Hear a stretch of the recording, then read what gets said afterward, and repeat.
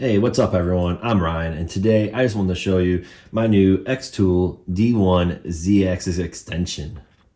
Now this is my second version. I'm going to call this the Pro version.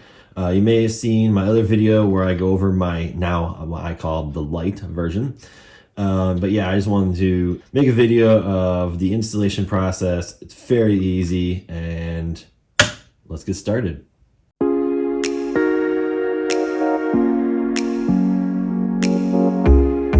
Alright, so let's go over what's included with the Z-Axis Pro.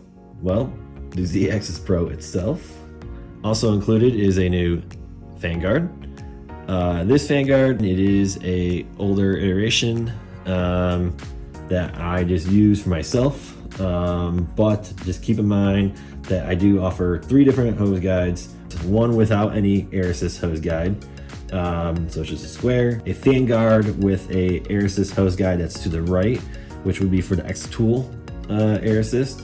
And then I also offer another one that would be on the left for other alternative air assists, such as the one that I use that looks like this. Also included are 2 black M4 screws. They use a Allen key, or Allen wrench, a 4mm Allen wrench. And last is a M3 by 20mm Phillips screw, as you can see here. And then so the tools that you'll need is at least a Phillips screwdriver. This is the least that you'll need to install. And then obviously for the recommended hardware, you'll need a Allen key, and then I also recommend a drill or a automatic screwdriver, either with a couple different heads, such as a Phillips screwdriver head or a 1/2 inch socket. Alright, so now for the install. I do recommend at least cutting off this zip tie for your cable harness. It's possible that the harness could get caught on the Z-axis depending on the movements and such. Some cables could possibly be shorter than others by a couple millimeters here and there. So that's one thing I do recommend, just to be on the safe side and not have any issues. Alright, so first things first, you're gonna want to remove your laser from the Z-axis. So you'll just unscrew your OEM bolt.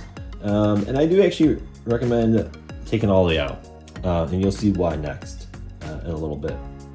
Next, you're just going to want to slide on the Z-axis, just like you would your laser, and so it just fits all the way down.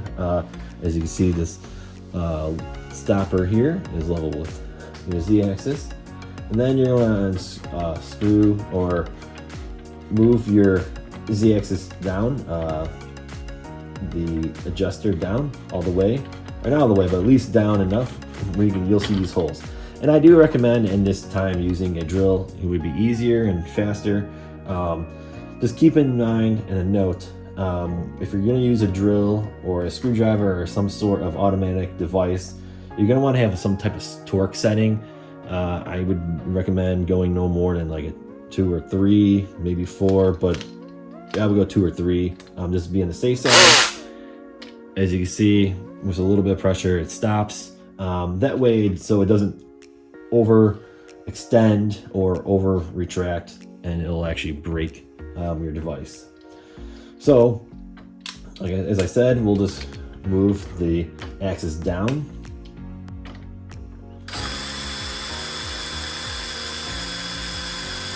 You can see it's very nice and quick and very smooth. As you get to the bottom or to the top, I also recommend just doing it by hand to keep it safe. You don't want to break it. So as you can see, there's these 2 little holes here, and that's where you're going to take these M4 bolts here. These are actually going to bolt on to into the inserts where your rollers are at. You can get pretty tight. You want to give it a nice good snug. You don't want it too tight, but you want it tight enough where it's not going to move or loosen. So there we go. Now your Z-axis is installed. You don't have to, but if you want, you can always use this M3 screw, just in case if for whatever reason your Z-axis is different than mine, and you can't fit these in. I do provide this M3 screw here, and you can fit it in, and you would just install it just like your OEM tightening screw. That being said, I do recommend using your OEM screw into this part here. Now, some people might have that lever. I have one of the more original Xtool D1s, so mine has the more thumb screw, as you can see. But yeah, you're gonna want to install it here, this hole, and just screw it so it's mostly in, but not all the way where it would rub against here. You don't want it tight. You just want to have it where it's just in. And actually, so this is just for when the Z-axis is almost all the way down. When it gets to the lower parts, you're going to want to use this, and you want to push it in to start to feel like it's getting tight. And as you can see, it doesn't move anymore. So there's no wiggle, but it's just for when it goes down to the lower parts. After you want to move it up, you just make sure you unscrew it, loosen it up, and then you're able to higher up your axis. So I'm gonna raise it to install the laser. All right. Now next, you'll just install the laser like you would normally.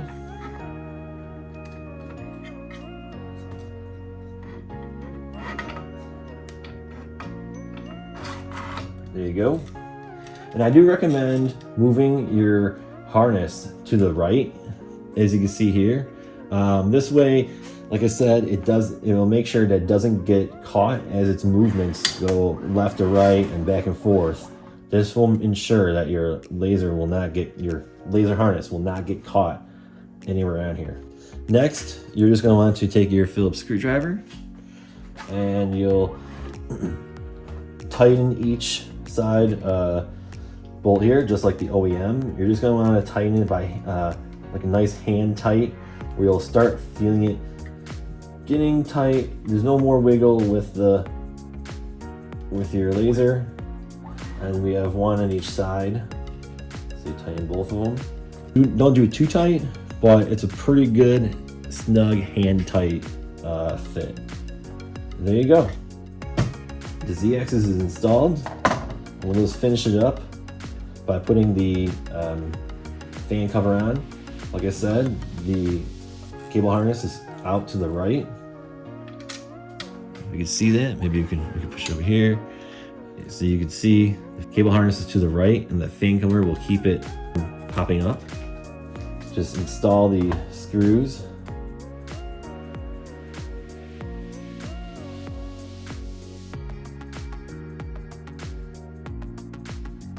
All right, now your Z-axis is on there. If you have any questions, just let me know in the comments below, and I'll have the links below where you can pick up your own.